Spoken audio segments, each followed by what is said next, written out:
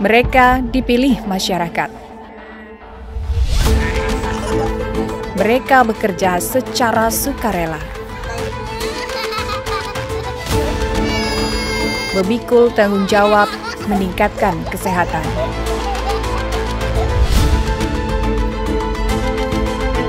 Sang penggerak kemanusiaan.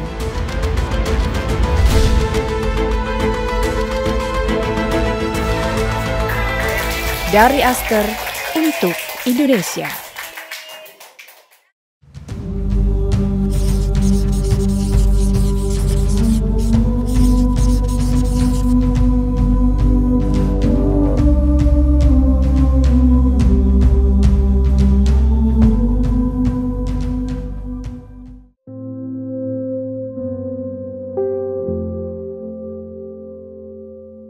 Tumbuh kembang balita sangat penting diperhatikan. Itu dilakukan sebagai antisipasi sejak dini dari berbagai masalah yang akan terjadi seperti kekurangan gizi, gizi kurang, kekurangan energi protein, dan masalah kesehatan balita lainnya. Dalam satu wilayah terdapat sejumlah balita memerlukan pemantauan dan penanganan. Namun, bila akses layanan tak memadai, bahkan jauh dari pusat pemukiman penduduk, menjadi alasan para balita tak terpantau tumbuh kembangnya.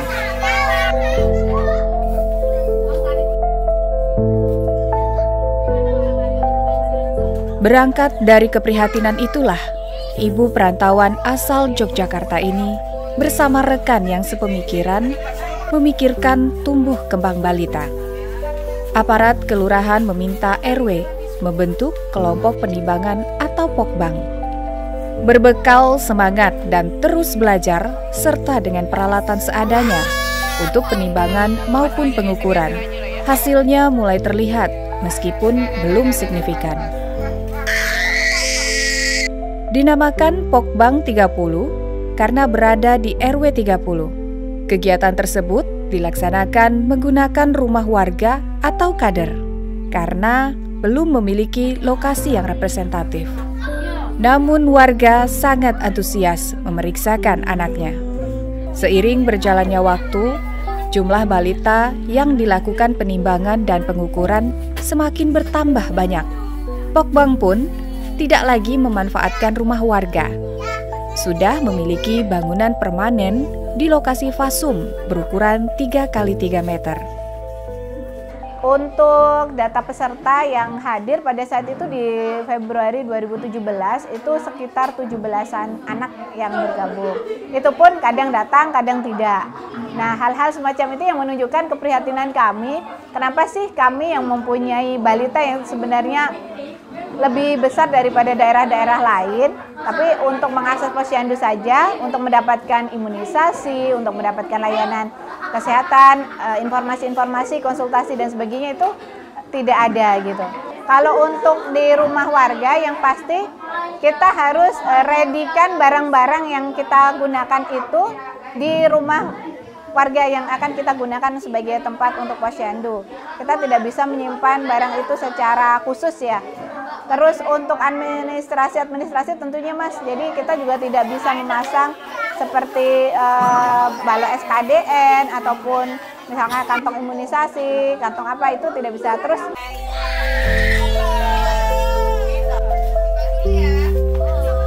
terjun di dunia kesehatan adalah pilihan sadar. Sebagai alumni pendidikan tinggi komputer, tidak pernah bersentuhan dengan dunia kesehatan, termasuk layanan kesehatan. Namun berangkat dari prinsip hidup yang ingin selalu belajar dan memberikan arti bagi masyarakat secara luas. Ini adalah kesempatan. Bisa bergerak dan menggerakkan masyarakat untuk sama-sama peduli dengan kesehatan dimulai dari lingkungan sekitar. Alasannya karena saya juga pada saat itu memiliki balita, di mana saya merasakan bahwa sulit sekali nih mengakses, mau mengimunisasi anak saya pendatang baru di sini, tidak ada kendaraan, tidak ada transportasi, saya mau mengimunisasi anak saya aja itu sulit gitu kan. Dan ketika ada posyandu yang di mana-mana sebenarnya kita bisa mengakses imunisasi yang sama dengan dokter spesialis anak, dengan rumah sakit yang bagus ataupun dengan rumah sakit besar gitu kan. Kenapa itu tidak dimanfaatkan di sini? Nah, hal-hal berawal dari situ, saya mencoba untuk menggugah kesadaran masyarakat juga bahwa ini penting banget nih ada posyandu di tempat kita, seperti itu.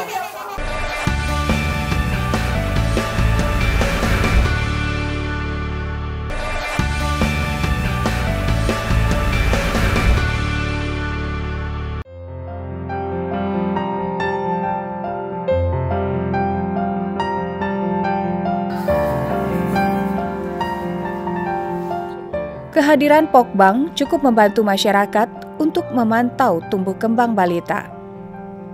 Tapi, tetap dinilai belum maksimal untuk mengetuk warga bisa datang, menimbang dan mengukur bayinya.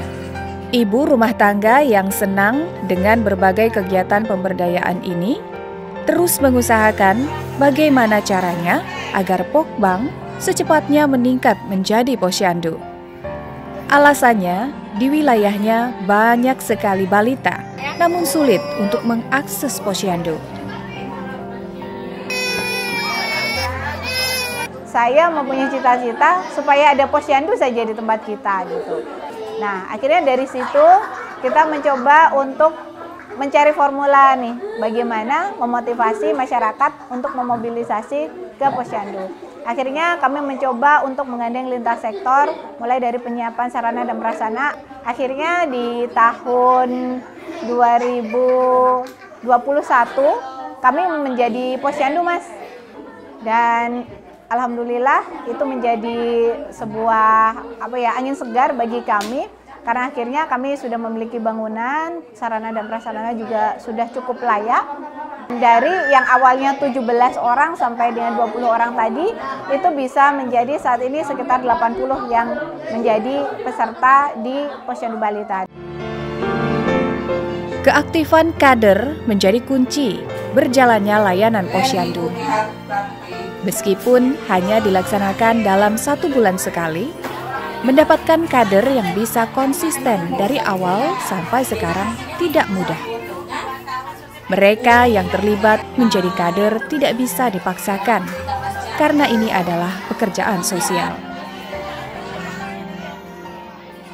Banyak balita sini yang butuh perhatian. Perhatian kayak tumbuh kembangnya, misalnya karena kan banyak kasus stunting kan resikonya kan bahaya juga buat ke masa depan kan.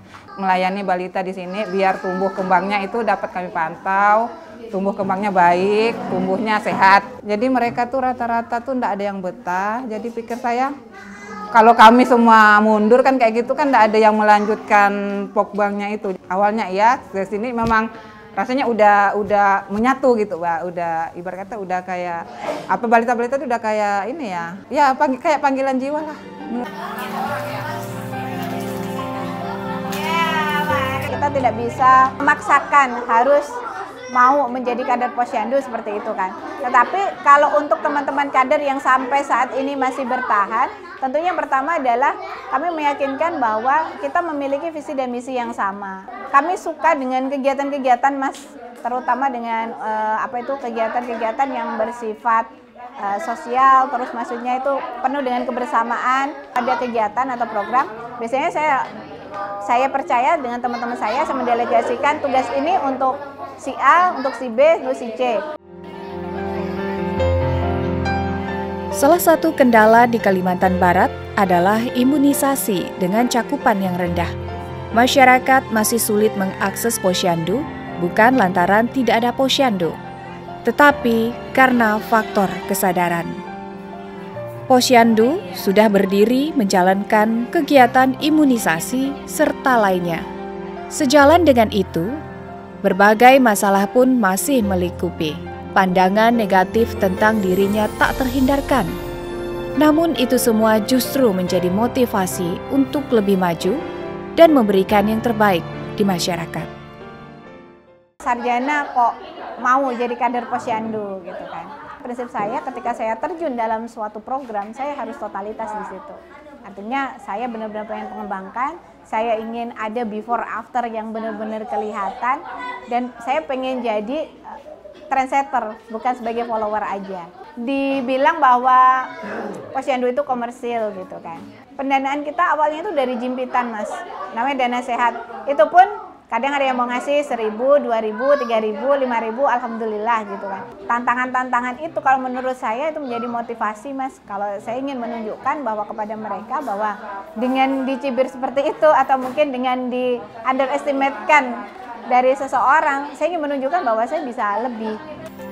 Ketika menemukan keengganan warga datang ke Posyandu, terjun ke rumah warga yang terdata atau sweeping. Ini dilakukan untuk mencapai target D per S yang sebelumnya sangat rendah, saat ini sudah mencapai 80% kehadiran. Ketika kita menemui hal-hal seperti di lapangan, keengganan mereka untuk menghadiri Posyandu, itu kan memang seperti tadi latar belakangnya karena memang ketidaktahuan ataupun ketidaksadaran.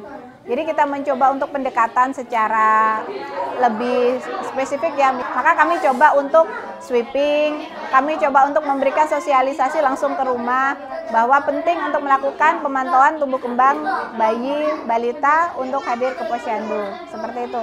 Dan juga pemahaman berkaitan dengan imunisasi, bahwa imunisasi itu bermanfaat bagi anak kita, memiliki dampak yang positif. Hal-hal seperti itu yang perlu kita luruskan.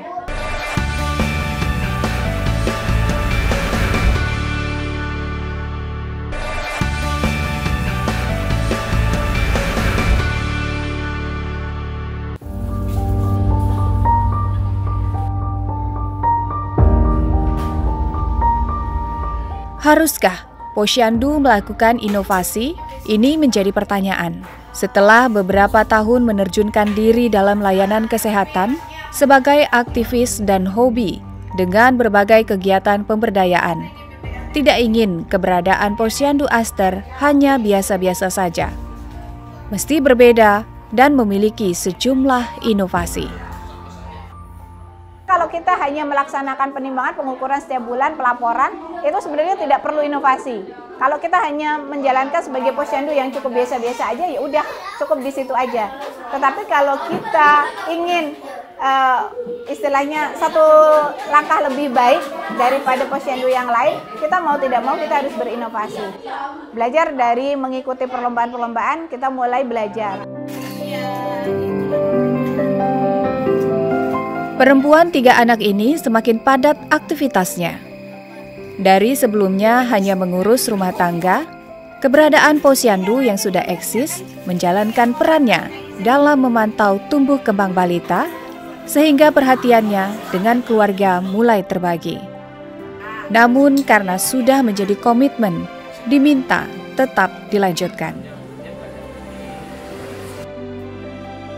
Dengan kegiatan yang semakin padat, ya terkadang dari saya juga ada juga rasanya ya agak sedikit berkurang lah perhatian untuk kami gitu kan dengan kegiatan yang terlalu padat. Tapi saya ada komitmen dari awal kalau ini hubungannya dengan umat, satu, kedua untuk kemanusiaan, dan ketiga itu untuk lingkungan terutamanya di daerah. Awalnya cuma Dharma Putra ini gitu kan, enggak apa-apa saya bilang. Tapi dengan dukungan dari teman-temannya, dukungan dari puskesmas, hingga kantor kelurahan, itu mencakupnya malah sampai ke Siantan Hilir.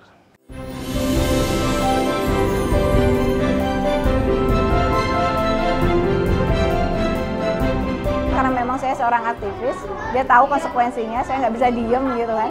Kalau misalkan untuk berkegiatan, saya suka melakukan kegiatan pemberdayaan masyarakat. Kayak itu ketika awal saya gabung di sini, itu saya itu selain di kegiatan Posyandu, ada juga kegiatan PKK, itu pun izin dengan suami. Dan suami juga selama itu bisa enjoy di situ, ya udah lakukan aja begitu. Kegiatan yang ada di Posyandu ini meskipun rutin hanya 1 bulan sekali, tetapi untuk yang persiapan-persiapan dan juga pasca kegiatan itu memang banyak yang dilakukan. Dan tentunya itu memang menyita waktu. Untuk itu kita selalu pastikan kalau dari kami sih biasanya kita komunikasi dengan teman-teman supaya juga tidak ada miskom juga dengan keluarga. Kalau dari keluarga tentunya mendukung kita berada di kegiatan sosial.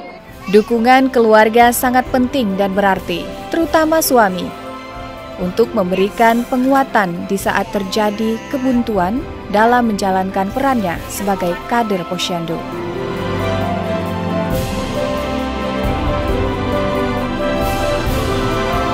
Aktif di Posyandu murni untuk sosial kemasyarakatan. Sementara kebutuhan keluarga semakin besar, penopang ekonomi tinggal satu. Untuk menambah penghasilan dengan berjualan produk herbal secara online.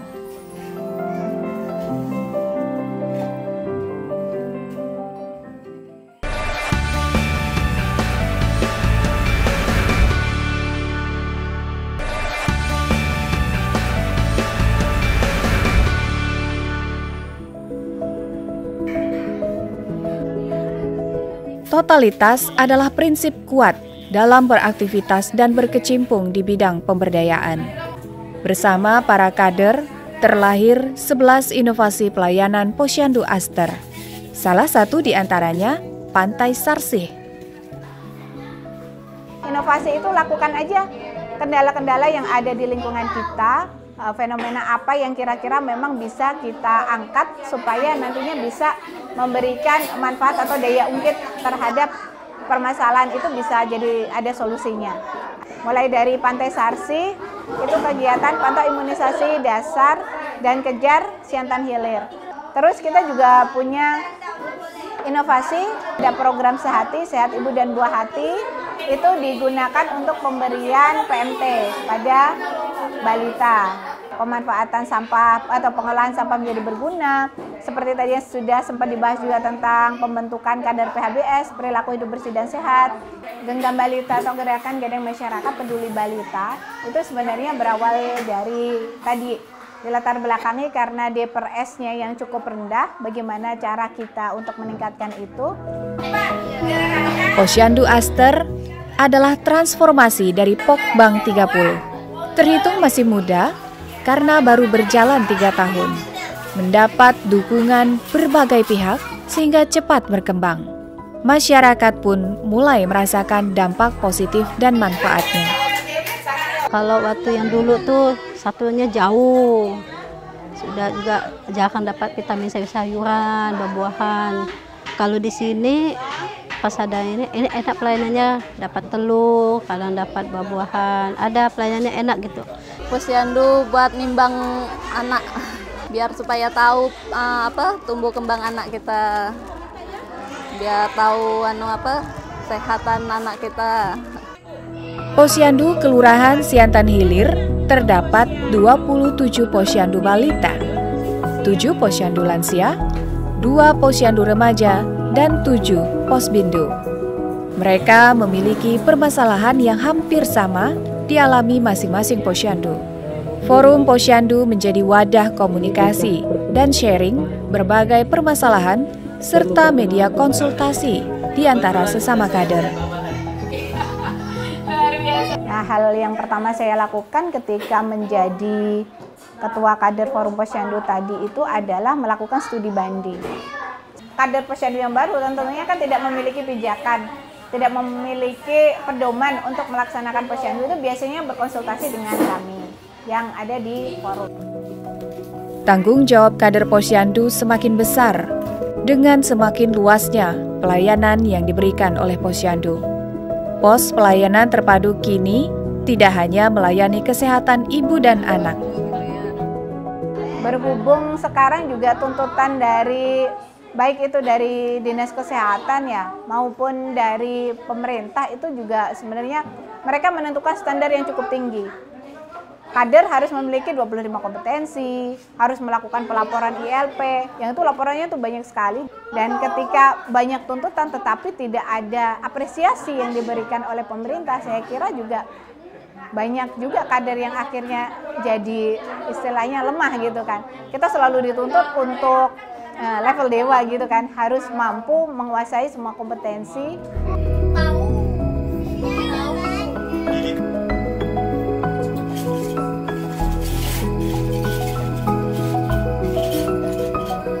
Kita mereka itu berpendidikan tinggi atau apa, saya juga nggak yakin mereka juga bisa dengan mudah memahami ini. Karena memang kompetensi kader itu sebenarnya cukup banyak, dan itu kadang mereka dapatkan itu butuh waktu.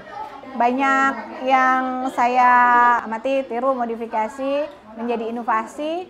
Akhirnya kemarin ada kesempatan untuk lomba kader berprestasi mulai dari tingkat kota itu sama wakili UPT Puskesmas Siantan Hilir dari 23 puskesmas, 46 peserta. Saya menjadi juara 1 di Kota Pontianak, dilanjutkan dengan di tingkat provinsi dari 14 kabupaten kota, terus lanjut ke nasional. Akhir tahun 2023, Posyandu Aster sudah merealisasikan integrasi layanan primer ILP, melayani seluruh siklus hidup, mulai dari ibu hamil, remaja, balita, lansia, usia prasekolah. Semua itu bisa mengakses di Posyandu Aster. Dengan komitmen kita yang pertama kali, Mami ingin maju ataupun ingin terjun langsung ke Posyandu, lanjutkan. Mami adalah orang pekerja keras, selalu ingin belajar dan terus belajar. Saya tetap akan mendukung Mami sampai Mami akan menyerahkan tongkat estafet ini ke generasi muda yang peduli akan kemanusiaan.